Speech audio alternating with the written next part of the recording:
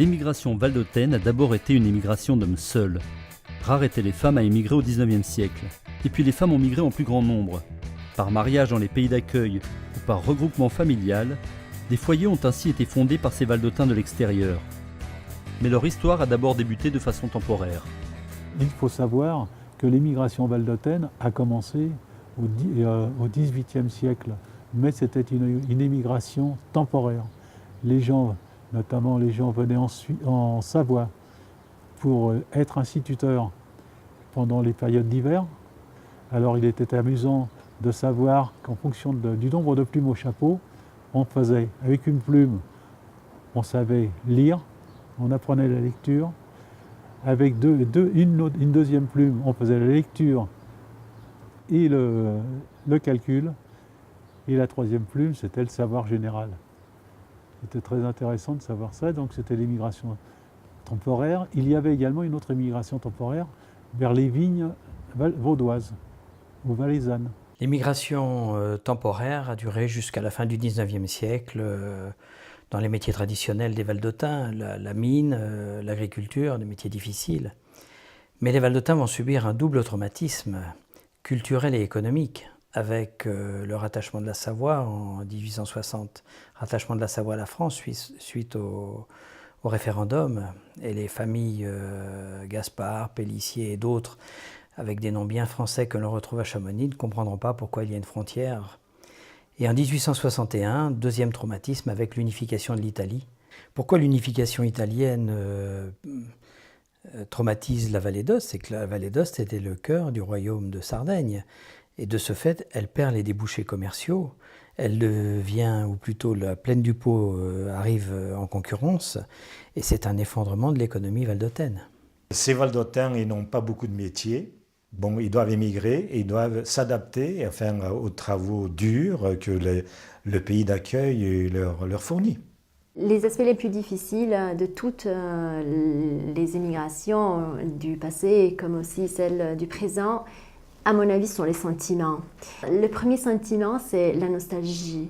Elle brisait le cœur hier quand les bateaux levaient l'ancre, mais elle brise le cœur aussi aujourd'hui quand on passe les postes de contrôle des aéroports.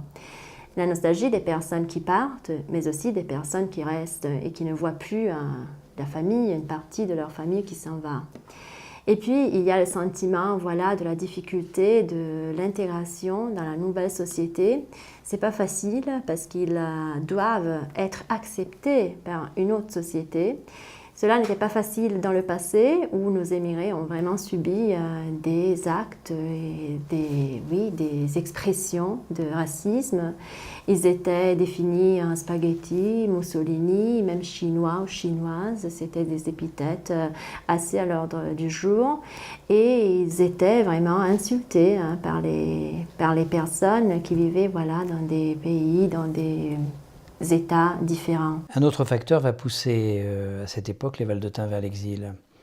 Ils vont être exclus de l'industrialisation. Et c'est le Piémont et la Lombardie qui va prendre le relais. Les investisseurs vont venir investir en vallée d'Aoste et ils vont venir avec leurs ouvriers.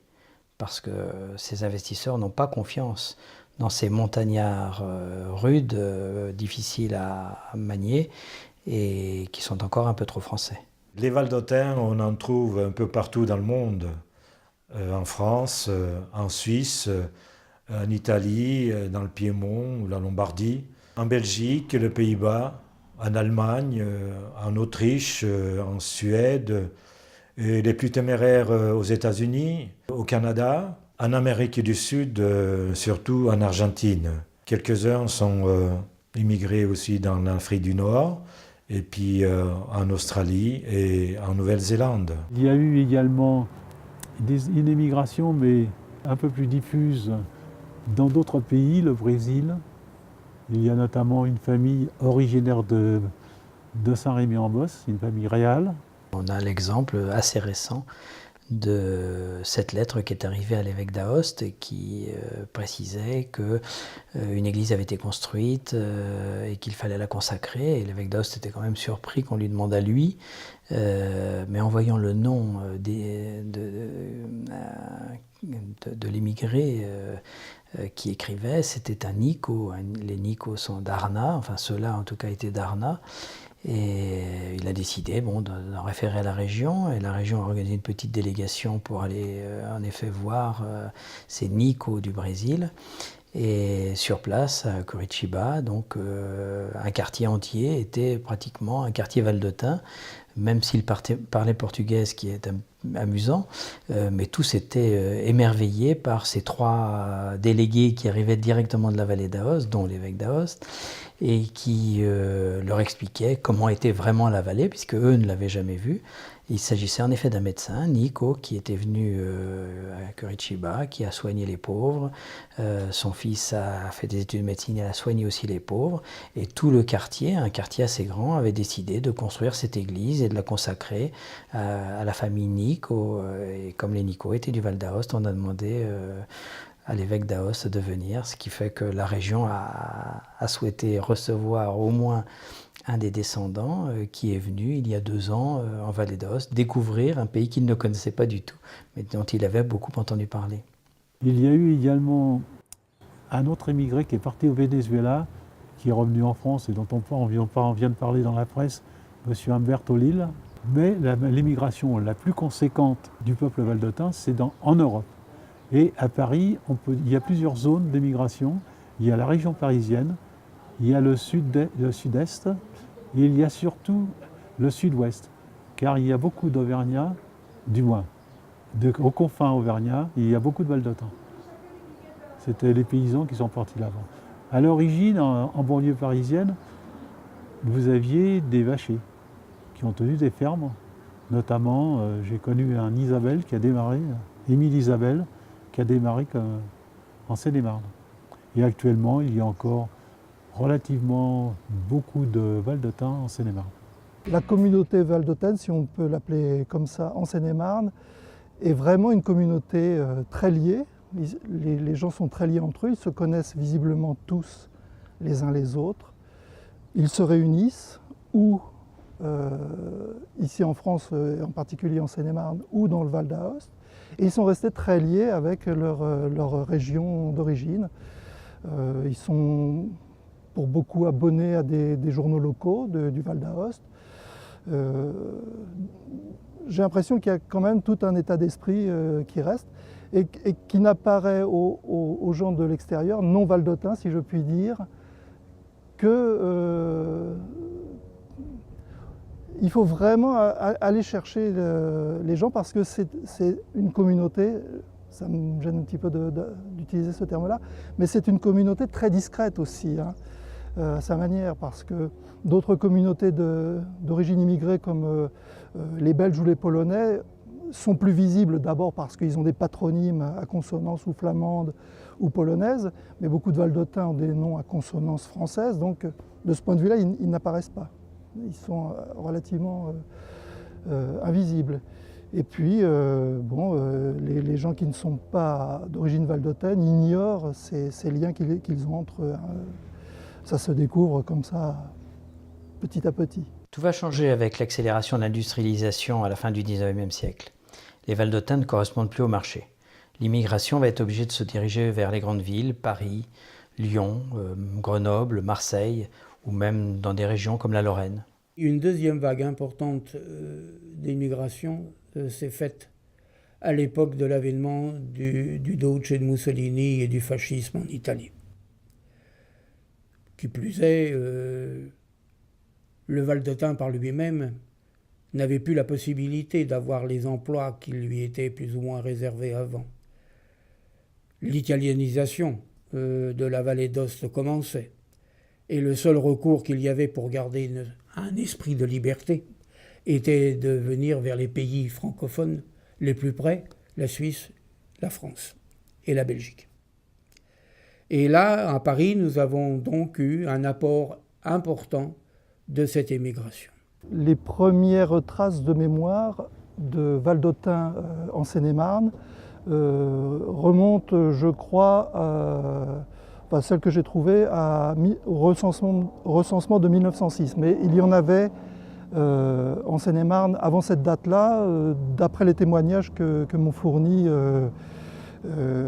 les Valdôtains que j'ai rencontrés. Moi, je m'intéressais surtout à ceux qui travaillaient dans le milieu agricole.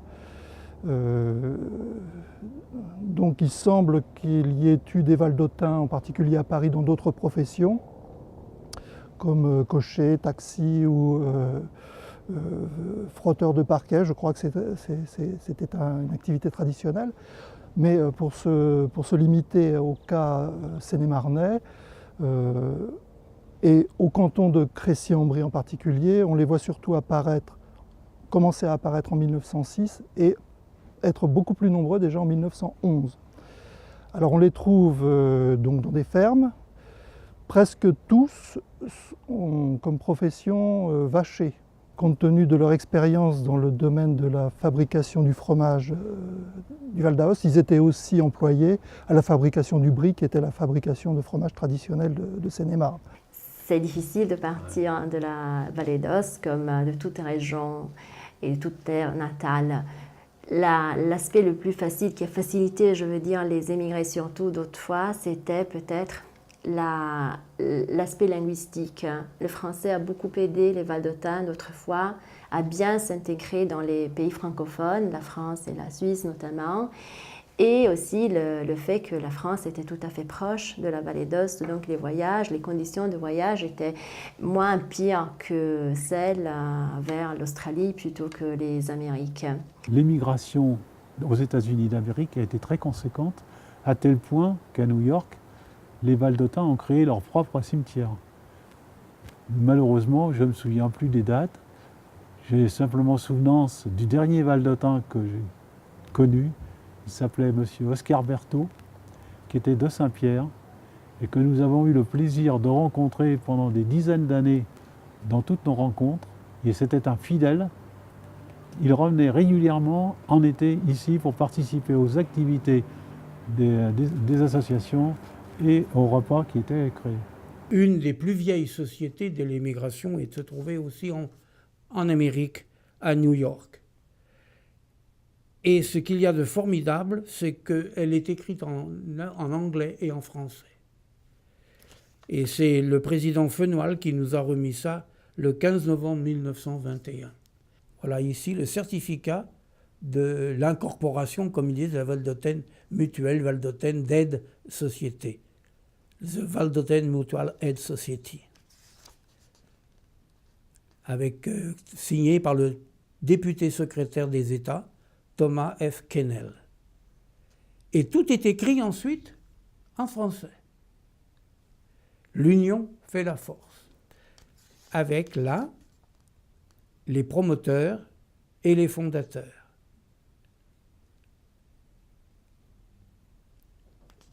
Nous y trouvons automatiquement après les statuts fondamentaux et les règlements, le tout en français. Les émigrés de New York étaient implantés, avaient même créé une société de solidarité. Et la vie à New York était vraiment une vie valdôtaine. Ils vivaient à la Valdôtaine. Ils se retrouvaient régulièrement à Jamaica Bay, sur la plage. Ils allaient se baigner tous ensemble lorsqu'ils avaient la possibilité, parce que c'était un travail aussi qui était très prenant. Ils travaillaient un petit peu partout. On peut même penser sérieusement qu'ils ont participé à la construction des gratte-ciels, parce qu'il fallait des gens pour la construction des gratte-ciels, des gens qui ne craignaient pas l'altitude. Et les seuls qui ne craignaient pas l'altitude, c'était, on disait les Italiens, mais c'était des Valdôtains, et les Indiens. Et donc on peut penser que les Valdôtains montaient les gratte-ciels. Et donc ils se retrouvaient là, à Jamaica Bay. On parlait du pays, on recevait les lettres du pays, on commentait, et il y avait l'éternel bicchiarata à la fin. Chacun sortait son verre, et celui qui avait ramené les quelques bouteilles du pays pouvait distribuer aux amis. c'était garder la vallée d'Aoste dans son cœur, à l'autre bout du monde, dans le Nouveau Monde. Et il y a même un cimetière, il y a un cimetière qui est le cimetière de Mount Olivet, qui est fermé maintenant, enfin qui est ouvert au public, mais où il n'y a plus d'enterrement. Il y a là 2 monuments, un qui a été construit en 1918 à la fin de la Première Guerre, parce que les Valdôtains ont été confrontés à ce problème, et en 1945, de la même manière, certains sont venus avec les Américains dans l'armée américaine pour combattre sur le territoire européen. Et il y a donc 2 monuments, 2 jolis monuments. L'intendant du cimetière s'est demandé d'ailleurs longtemps, jusqu'à ma visite, où j'ai eu cette chance d'aller retrouver ce cimetière.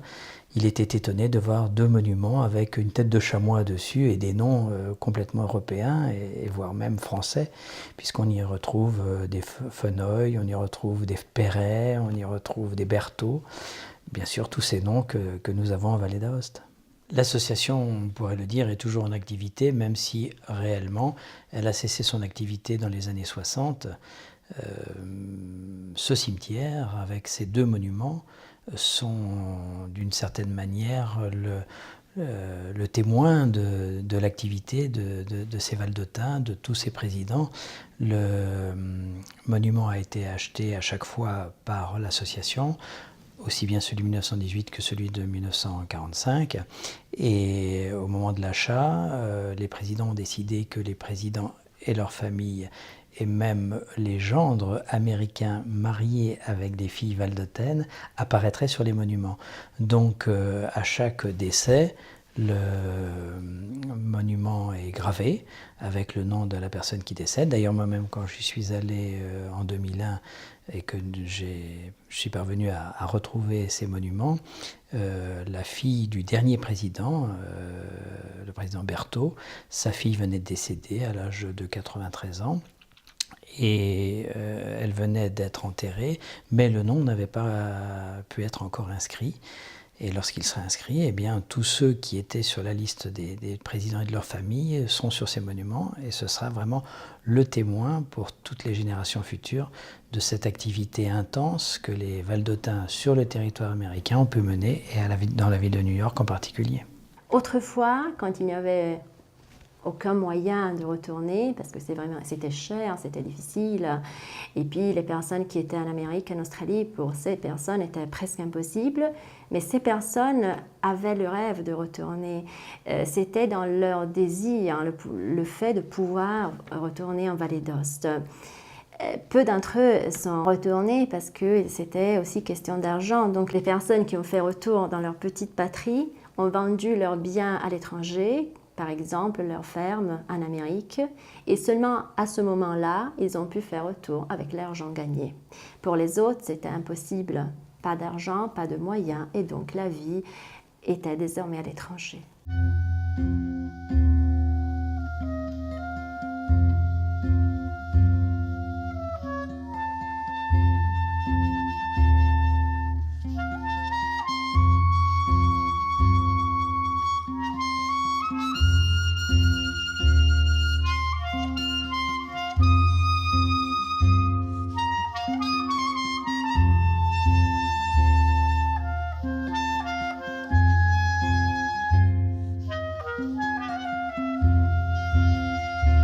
Les nouvelles technologies ont beaucoup aidé les nouvelles générations à émigrer parce que c'est le contact, c'est le lien permanent qui reste. Donc les sentiments aussi, de ce point de vue, les sentiments de tristesse ou de nostalgie sont un peu apaisés.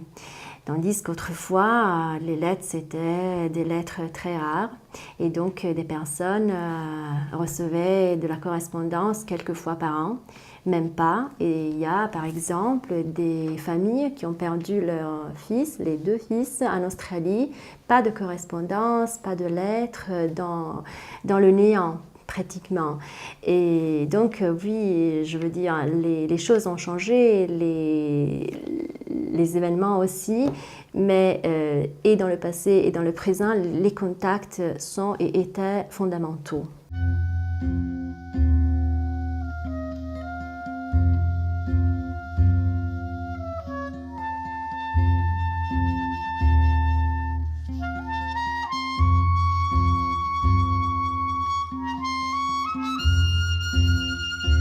la douleur, la souffrance n'est pas seulement de ceux qui partaient, des émigrés qui allaient chercher de quoi vivre ailleurs, mais aussi des familles qui restaient au pays. Et en effet, il y a plein d'histoires qui nous racontent de ces jeunes qui, une fois abandonnés la famille, n'ont même pas eu l'occasion ou la possibilité d'écrire des lettres. Et ces familles qui, pauvres, très pauvres, attendaient au moins des nouvelles, aussi bien que de l'argent. Il y a des exemples des lettres de quelques émigrés qui écrivaient rarement à ses parents, en leur disant que tout était bien, par exemple, mais la correspondance était vraiment limitée, 1 ou 2 lettres par an. Et dans ces lettres, parfois, l'émigré envoyait à sa famille quelque peu d'argent juste pour la survivance de ceux qui restaient au pays.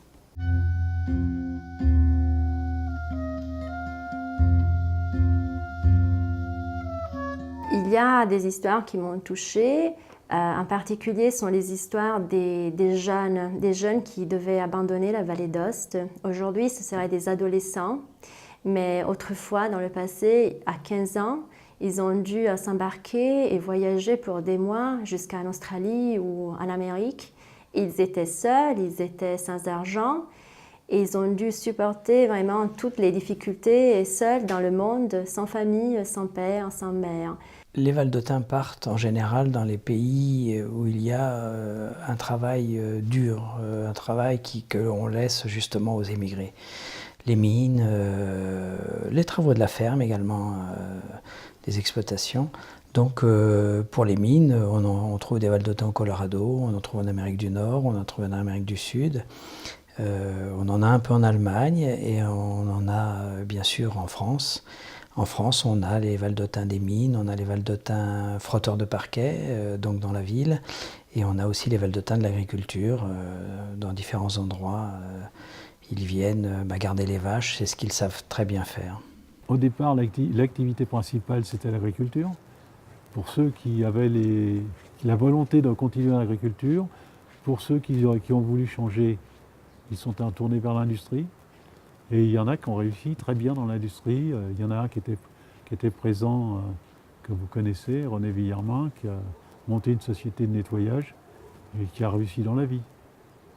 D'autres ont réussi également en tant que salariés, qui ont fait des bons parcours.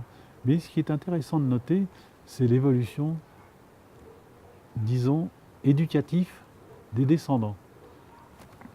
Sans être péjoratif, nos parents, sauf quelques familles, n'ont pu aller à l'école qu'en hiver, quand il n'y avait pas de travaux. Ils ont donc voulu que leurs enfants suivent une éducation totalement différente. Ces enfants ont donc développé, ont suivi les cours. Certains sont même devenus relativement hauts dans la hiérarchie, puisque nous avions un descendant valdôtain qui était le numéro 2 du Sénat sur le plan administratif. C'est de la famille Derain, mais je ne connais plus son prénom. Quant aux petits-enfants, alors là, ils se sont éclatés, car il y en a beaucoup qui sont devenus des ingénieurs de haut niveau, des scientifiques renommés, qui ont travaillé à travers le monde et qui régulièrement donnent des conférences dans le monde.